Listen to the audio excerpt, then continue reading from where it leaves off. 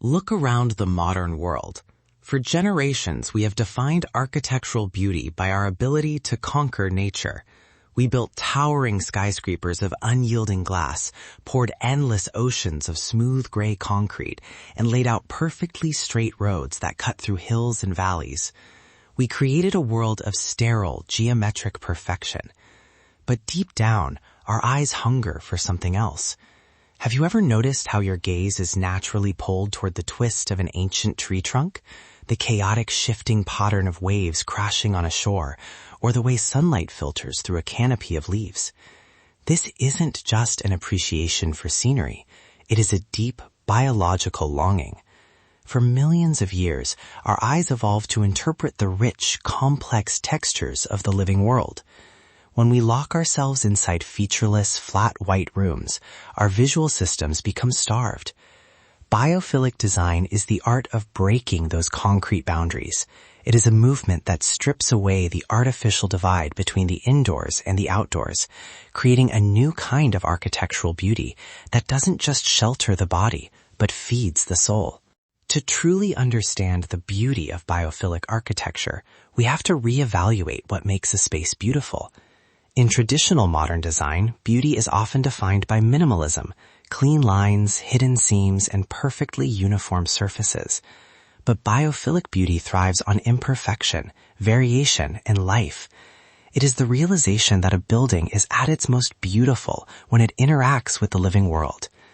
Imagine a grand atrium where massive wooden columns aren't milled into perfect cylinders, but instead retain the natural, organic curves of the trees they once were. Imagine walls that aren't painted with synthetic chemicals, but are instead draped in living tapestries of moss, ferns, and climbing ivy that shift in color with the changing seasons. This architecture recognizes that nature is the ultimate artist. By incorporating living elements directly into our structures, we create spaces that are dynamic rather than static. A biophilic building is never the same tomorrow as it is today. It grows, it breathes, it responds to the environment, and that continuous transformation is where its true aesthetic power lies. One of the most profound ways biophilic design achieves its beauty is through the use of natural analogs, materials and patterns that mimic the natural world. Nature speaks in a language of shapes called fractals. Fractals are complex, repeating geometric patterns that look similar regardless of how closely you zoom in. You can see them in the branching of tree limbs, the veins of a leaf, the formation of clouds, and the structure of river deltas. Our human brains are uniquely hardwired to process fractal patterns effortlessly. When an architect incorporates these repeating, organic geometries into a building, whether through a custom-carved wooden ceiling, a patterned metal facade, or a winding staircase, the space instantly feels harmonious. Combined with raw, tactile materials like unpolished stone, heavily grained timber, and woven natural fibers, the architecture appeals to our sense of touch just as much as our sense of sight. It creates a rich sensory landscape that feels infinitely more beautiful and welcoming than any perfectly flat synthetic surface ever could.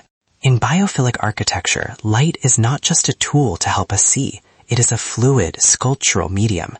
Traditional buildings rely heavily on static, uniform overhead lighting that remains exactly the same from morning until night. Biophilic design completely rejects this artificial monotony. Instead, it treats sunlight as a living element that must be welcomed into the space. Think about the beauty of a forest floor. The light is never harsh or uniform. It is filtered, dappled, and constantly in motion as the wind moves the leaves above. Architects recreate this magical effect by utilizing calculated louvers, perforated screens, and strategically placed skylights. As the sun moves across the sky, long, dramatic shadows stretch across stone floors, and patches of warm light dance along timber walls. This creates a powerful connection to the passage of time. The building itself becomes a canvas for the sky, shifting from the soft pale blue tones of dawn to the deep golden warmth of late afternoon. It is a visual symphony that makes the interior environment feel alive. The beauty of biophilic design extends far beyond what we can see.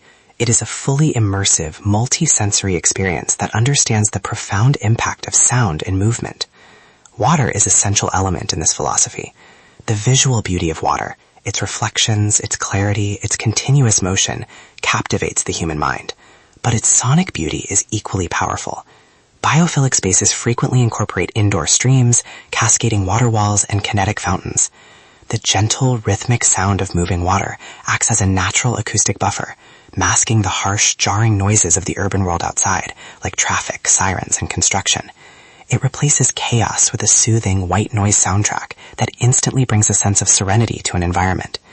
When you couple the sight of sunlight reflecting off a moving pool of water with the gentle murmur of a stream, the boundary between building and nature completely dissolves. You are no longer just standing inside a structure. You are inhabiting an ecosystem. The beauty of biophilic architecture is not a luxury, nor is it a passing design trend. It is a fundamental shift in how we conceive the human habitat. It reminds us that we are not separate from the natural world, but deeply, inextricably a part of it. When we build with nature rather than against it, we create environments that feel inherently right to our biological selves. This concludes part 1 of our exploration into biophilic design. In part 2, we will dive deep into the hidden science behind these spaces, explaining exactly how living architecture physically heals our bodies, supercharges our cognitive focus, and shapes the future of our global cities. Hit subscribe and let's move on to part 2.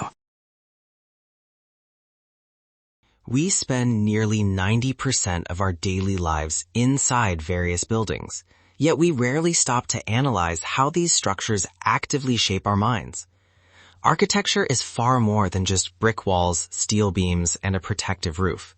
It is a profound, invisible force that dictates how we feel, think, and interact with the world. These massive structures do not simply occupy physical space, they completely command it. Throughout human history, architecture has been our most permanent way of making a statement, turning abstract human ideals like power, faith, and community into enduring physical realities that outlive generations. But how exactly does a simple collection of concrete, glass, and wood manage to influence our inner psychologies so deeply? The answer lies in the hidden language of spatial design. Long before any blueprints are drawn, architects map out emotional human experiences. To truly understand the built world around us, we must decode the fundamental elements that transform a basic shelter into a masterpiece.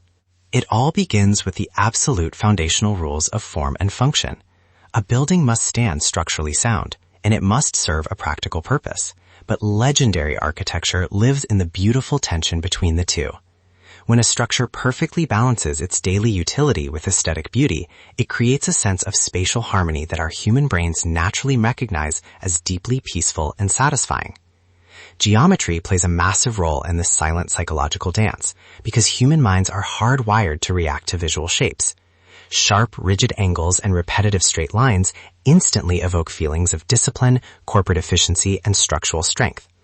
In stark contrast, curved walls and organic lines mimic the natural world, effortlessly making an interior space feel much more welcoming, safe, protective, and fluid.